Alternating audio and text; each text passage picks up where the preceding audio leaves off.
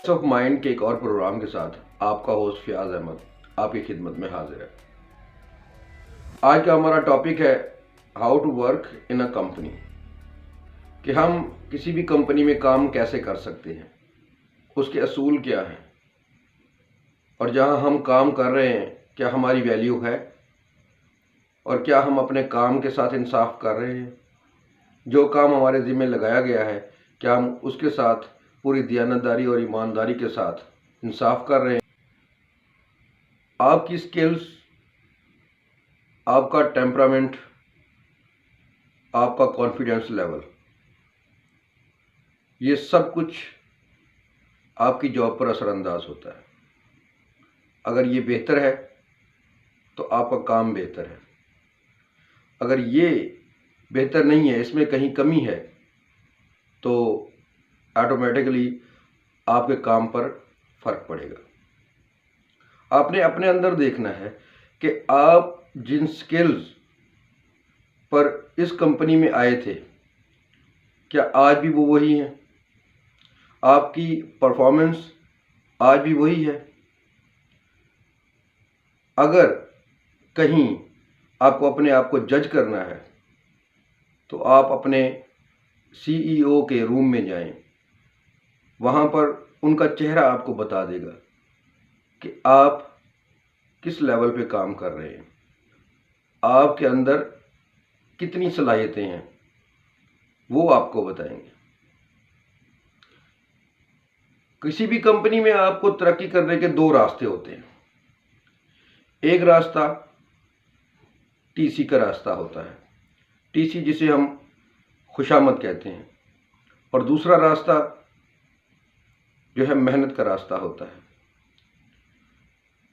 آپ TC کے راستے سے ترقی کر سکتے ہیں، اپنے ساتھی کولیگز کی لیگ پولنگ کر کے، اپنے کام کی جو رفتار ہے آپ کی وہ جب سلو ہوتی ہے، جب پرفارمنس آپ کی سلو ہوتی ہے تو آپ لیگ پولنگ شروع کر دیتے ہیں، اور اپنے جو کمپنی کے آنر ہیں ان کی خوشامد شروع کر دیتے ہیں، TC شروع کر دیتے ہیں، جو کہ غلط وے ہے۔ اگر آپ نے کسی بھی کمپنی میں مستقل رہنا ہے تو اپنی پرفارمنس اپنے کام کے بل بوتے پہ رہ سکتے ہیں۔ یہ دو راستے کسی بھی کام کرنے والے ادارے میں جو ورکرز ہیں ان کے لیے یہ منشور ہے۔ اب یہ آپ کے اوپر منحصر ہے کہ آپ کون سا راستہ اختیار کرتے ہیں۔ اسی طرح ہماری زندگی میں بھی اللہ نے ہمیں دو راستے دیے ہیں، ایک اچھائی کا راستہ اور ایک برائی کا راستہ۔ وہ ہم پر منحصر ہے کہ ہم کون سا راستہ اختیار کرتے ہیں۔ لیکن میں آپ کو بتاؤں گا کہ ہمیں کون سا راستہ اختیار کرنا چاہیے۔ ہمیں اپنی محنت اور اپنے کام پر یقین رکھنا چاہیے۔ ہمارا کام بولے گا کہ کمپنی میں ہماری حیثیت کیا ہے، ہمارا عہدہ کیا ہے۔ یقین مانیے اگر آپ کے اندر 80% صلاحیتیں ہیں کسی بھی کام کو کرنے کی جس عہدے پر آپ فائز ہیں، آپ 10 سے 20% ایکسٹرا دیں، آپ کا کام بولے گا۔ آپ کی عزت وقار آپ کے کام سے ہے، نہ کہ TC، خوشامد، لیگ پولنگ۔ یہ جب آپ میں آ جاتی ہیں تو سمجھ لیں کہ آپ کام نہیں کر رہے، آپ اپنی جگہ بنانا چاہتے ہیں کسی بھی طریقے سے۔ یہ بہت ہی غلط طریقہ ہے، کیونکہ اس سے آپ اپنی ذات کو بھی نقصان پہنچا رہے ہیں اور ساتھ میں کام کرنے والے ورکرز کو بھی۔ آپ محسوس کریں کہ جب یہ خامیاں آپ کے اندر پیدا ہو گئی ہیں تو آپ اپنے کام سے ناانصافی کر رہے ہیں، اپنی کمپنی سے ناانصافی کر رہے ہیں۔ یہ آپ کی پرفارمنس، آپ کی سکلز کو دیمک کی طرح کھا رہی ہے۔ تو بہتر راستہ ہے آپ اس کمپنی کو خیر بات کہہ دیں۔ تاکہ آپ کے جانے کے بعد آپ کا نام اچھے لفظوں میں لیا جائے۔ جب آپ خود چھوڑ کے جاتے ہیں تو آپ ایک کانفیڈنس کے ساتھ جاتے ہیں، اور جب آپ کو نکالا جاتا ہے تو آپ کا کانفیڈنس لیول جو ہے وہ لو ہوتا ہے، اور آپ نیکسٹ کہیں بھی اگر انٹرویو کے لیے جاتے ہیں تو وہ آپ کی پرفارمنس اور سکلز کو جو ہے وہ مدھم کرے گا۔